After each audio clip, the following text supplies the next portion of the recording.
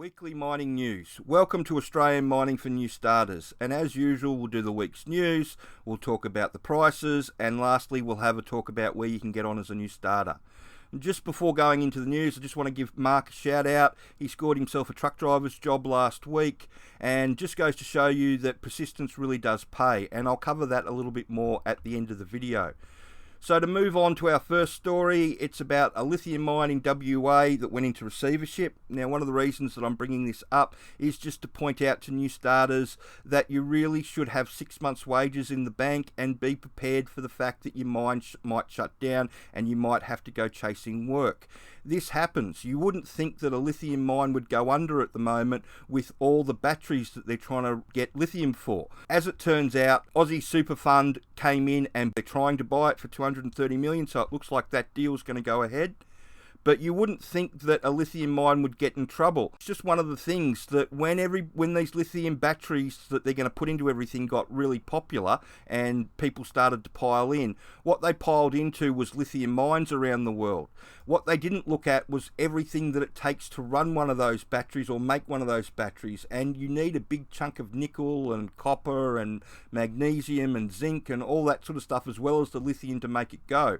And the lithium's not where the money is at the moment. Where the money is at the moment is in the copper and the nickel that's going into these batteries, and that's what they've got a supply problem with. And that brings us on to the next story. And if you're not following ABC Goldfields Esperance on Facebook, I really recommend that you do. They deliver a lot of good local stories and about what's going on in the industry. And this is about them firing Kambalda Airport back up again. Now, the reason that they're doing that is because of all the mines reopening, and they're all going to have to be fly in, fly out. Now, a lot of people I know don't want that to happen, but the position that we're moving back into is what Kalgoorlie was like between 2004 and 2012.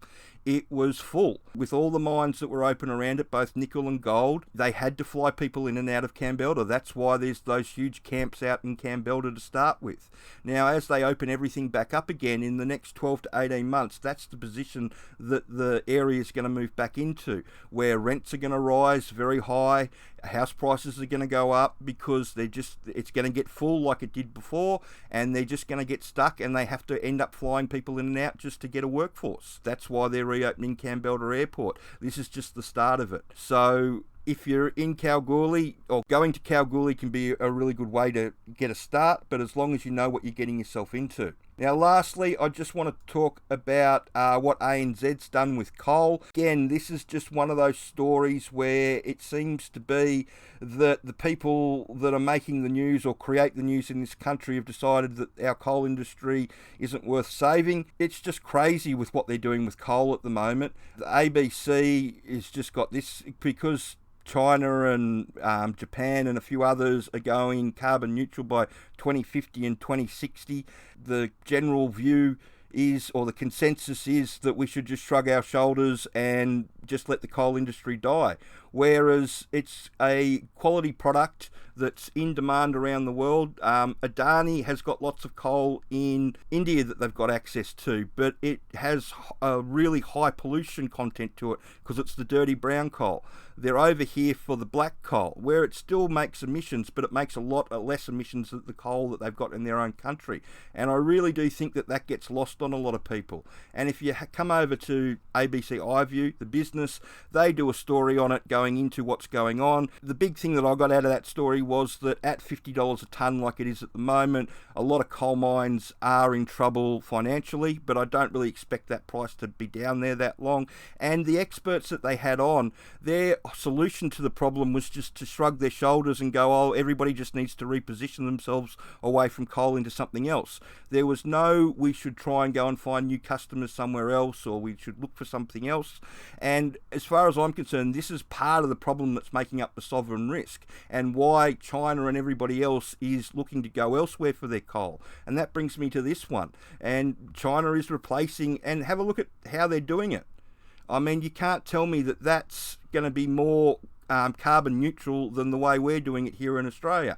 It's the same sort of black dark coal that they want for their power generation, so they meet their emission targets. But, you know, if they're trucking it in like that, how environmentally friendly is that going to be? They found a significant amount in Mongolia, and they're not going to have to deal with journalists or the general sentiment of the country, which seems to be happy just to let the coal mines close down again.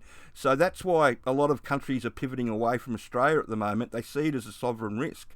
And while there's stories like this going around, shrugging your shoulders and saying, oh, people just need to get over it, and, you know, the coal mining industry's just over and dead, and you just need to move on. I mean, you can't blame other countries for looking around for other sources of the coal that they want. And so I suppose that's a good way to branch into the coal price. The coal price is down, like I said before, that $56 mark, which makes a lot of mines, unfortunately, on that cusp of being profitable or not profitable. But you just have to go back to before where the pandemic was to see what the price was, and it's a lot significantly higher. And those prices, though, most of the mines in Australia are all profitable again. So, you know, if they can find the customers, which I'm sure they could if they really wanted to have a go around the world, I'm sure that they would be able to ship it. Now, the iron ore price is going sideways. Again, Brazil's still having problems opening up their mines. It'll be interesting to see what happens when Brazil does open back up to full production, and to see where that price actually levels out at. And the other thing is the copper price comes in at just over $9,500 Australian a tonne, where the nickel price comes in at just over $21,700 a tonne. The gold price is at that $2,600 an ounce mark that we can't seem to get away from. If you've been watching the gold price in US dollars, you will have seen it swing around quite violently in the last week, whereas it's pretty much maintained that area or that band that we've been running in the Australian price for the last 2 months now that we've been doing this, maybe even 3 months now. And that just gives you an idea of what is underpinning the gold industry in this country now, is the fact that, you know, that they do have a level stable price at around that $2,600 an ounce, which is a huge price and makes everything, or lots of things, viable around the country that once weren't. So if we want to get into mining, come over to our map, and this is a map of all the gold mines that are around the place. You can change the map to go on to see whichever metal that you want to have a look at. If you come over to Seek and type underground in, you'll see where the majority of the jobs are. And as I keep saying, all the truck, nipper and off-sider jobs are all having to be filled by new starters. If you know how a hard rock underground mine works, then you've got something to offer the employers. Now, the sponsor does the Intro to Underground Mining course, the DIY course. Once you learn how it all works, and it's got all the information that you need to know about how to be a nipper, a truck driver, a member of service crew, and once you can show the employers in the interview that you've got something to offer them, they'll hire. And like I said before, the guy that got a job here in WA, it took him 3 runs at the same company before he got over the line. But what got him over the line in the end was him actually knowing what he was getting himself into, and being able to show the project manager in a short 10-minute interview that he knew exactly what he was getting himself into and understood what was going to be required of him on site. And being able to talk to them about how their mine works and what's going to be the rosters and all that sort of stuff makes a huge difference in giving them the confidence to hire. It doesn't cost you a lot of money to learn the information. It's very specific information, and like I say to everybody, make sure you go through it 3 or 4 times before you send your resume in. All the instructions on how to redo your resume are in this Australian mining seminar, which you get as part of the package. Just follow the instructions and redo your resume like it tells you how to do it. But when you get the interview, you have to be able to answer the mining questions. People that have studied really stand out, and it's obvious that they want it. In the same way that people read it once and then hand their resume in, and they get into an interview situation and they sort of know what they're talking about, but they haven't really studied, and that's equally as obvious. And so when that happens, the employers are incredibly polite, but they won't hire. They'll move on to the next person, because after all, what they're after is somebody that knows how their mine works. So I hope you found that information helpful. If you could like and subscribe the channel, thanks for watching.